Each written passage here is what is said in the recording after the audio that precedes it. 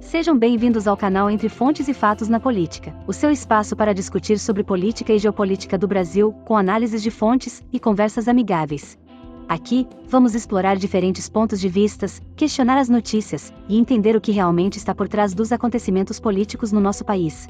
Junto com o Rafael e a Isabela, vamos examinar fatos e fontes, explicar conceitos e jargões políticos e ajudar você a formar sua própria opinião. Prontos? Vamos à conversa de hoje. Olá, hoje a gente vai mergulhar num assunto bem complexo e atual, o tal do aparelhamento do Estado. Temos em mãos um documento que busca analisar isso a fundo. O que é, como acontece e os riscos para a democracia, né? Nosso objetivo aqui é entender a análise desse material, os argumentos que ele traz. Sempre, é claro, com base no que está escrito aqui. Então, para a gente começar, como é que esse material define o aparelhamento, assim, nos dias de hoje? Olha, a definição que o documento apresenta é bem direta, né?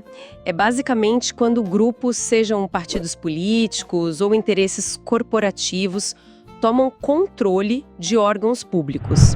Tomam controle como? Ocupando posições estratégicas, cargos-chave. O objetivo, segundo o texto, é fazer com que essas estruturas sirvam aos interesses desses grupos e não necessariamente ao interesse público geral. E a análise aqui ainda menciona que isso pode se estender até para a cooptação de associações da sociedade civil. Entendi, então não é só cargo, é direcionar a máquina pública mesmo. E o texto já faz uma ponte com corrupção, né? Logo de cara, ele descreve o aparelhamento como uma modalidade particularmente letal, é o termo usado, quando o foco é se perpetuar no poder. Inclusive cita a nossa herança, digamos, de patrimonialismo, aquela confusão histórica entre o público e o privado que o Diogo de Figueiredo Moreira Neto, que é mencionado aqui, já apontava. Exatamente. E o mecanismo central para isso acontecer, de acordo com a fonte, é a substituição da meritocracia. Ou seja, em vez de critério técnico, o que passa a valer para entrar e subir nos cargos públicos é a cooptação partidária, a lealdade ao grupo. E aí o documento levanta um ponto de atenção sério sobre aparelhar o que ele chama de funções neutras do Estado, tipo áreas que deveriam ser estritamente técnicas, né? Fiscalização, controle, a própria justiça. Isso, funções que precisam de independência, que às vezes precisam agir até de forma contramajoritária, como o texto diz. Ou seja, agir com base na lei, nos princípios técnicos, mesmo que não seja popular ou que vá contra o governo da vez. E o perigo que o material aponta é justamente esse: submeter essas áreas que deveriam ser neutras a decisões político-partidárias. Sim, e o documento descreve até algumas estratégias que seriam usadas para isso. É custear alianças políticas, tentar eliminar oposição, usar desinformação, até comprar consciências, né? E os riscos que a análise lista são bem graves. Vão desde um governo que, não funciona direito. Uma máquina pública travada, talvez? Pode ser, passando por uma degradação geral do país, até o que o texto chama de um risco de aniquilação da democracia, chegando a um ponto que poderia ser uma espécie de ditadura disfarçada, com muito autoritarismo e corrupção. É um cenário bem preocupante que o documento desenha. E ele tenta dar exemplos concretos do Brasil. A gente vai relatar objetivamente, como está aqui, um caso que ele aborda, é o das estatais. A análise diz que nomear políticos ou dirigentes partidários para essas empresas seria uma ferramenta de poder. Certo. O texto menciona a lei das estatais de 2016 como uma tentativa de barrar isso, mas também fala de uma liminar do STF, de 2023, do ministro Lewandowski, que hoje é ministro da Justiça, que, segundo o que está escrito aqui, teria flexibilizado esses critérios, reabrindo brechas para essas nomeações fora dos requisitos legais. E outro ponto crítico que o material aborda é o judiciário. A análise levanta o risco de nomeações de pessoas com vínculos partidários muito fortes. Isso poderia comprometer a imparcialidade, né? É, como ele ilustra isso. Bom, o documento cita um dado específico, que dos 11 ministros atuais do STF, 7 teriam sido indicados pelo PT. E menciona que entre esses estariam ex-advogados do partido e até um amigo declarado do atual presidente. É importante reforçar, estamos apenas reportando o que a fonte diz. Certo, objetividade é chave aqui.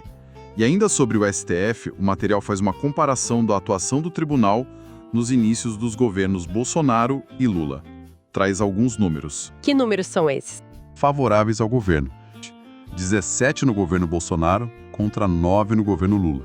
E mais, no governo Lula, o texto aponta que perto de 90% das decisões teriam sido favoráveis ao governo.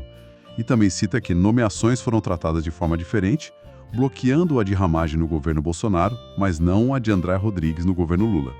E o número de processos buscando conciliação teria sido bem maior com Lula, 82 contra 21. E qual a interpretação que a fonte dá para esses dados? A interpretação sugerida no texto é que o STF teria tido uma postura mais de controle, talvez até de oposição, em relação a Bolsonaro. E, por outro lado, uma relação de maior harmonia ou alinhamento com o governo Lula. Essa é a leitura que o documento apresenta. E essa questão toda do poder sendo usado para fins particulares não é nova, né? O texto até faz uma menção rápida a pensadores clássicos. Maquiavel, Hobbes, Locke. Sim, lembrando que eles já analisavam essas patologias do poder.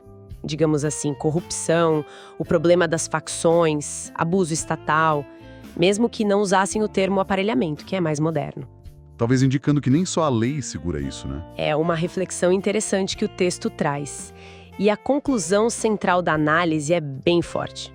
O aparelhamento, da forma como descrito aqui, compromete a independência das instituições e, por consequência, os direitos dos cidadãos e o próprio Estado Democrático de Direito.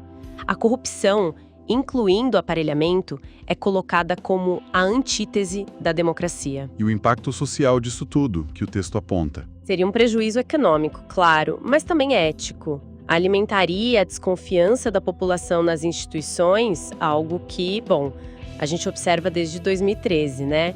E como soluções, a análise sugere o que geralmente se discute: políticas públicas sérias, educação cívica, sanções efetivas, controles mais robustos e a defesa de mecanismos como a lei das estatais para tentar garantir um mínimo de impessoalidade e moralidade na gestão pública. Então, para resumir, o alerta principal que essa fonte nos traz: o grande risco é quando o critério técnico, o mérito e o interesse público são deixados de lado. E o que passa a valer é a lealdade partidária ou a defesa de interesses de grupo dentro da estrutura do Estado. É isso. Exatamente.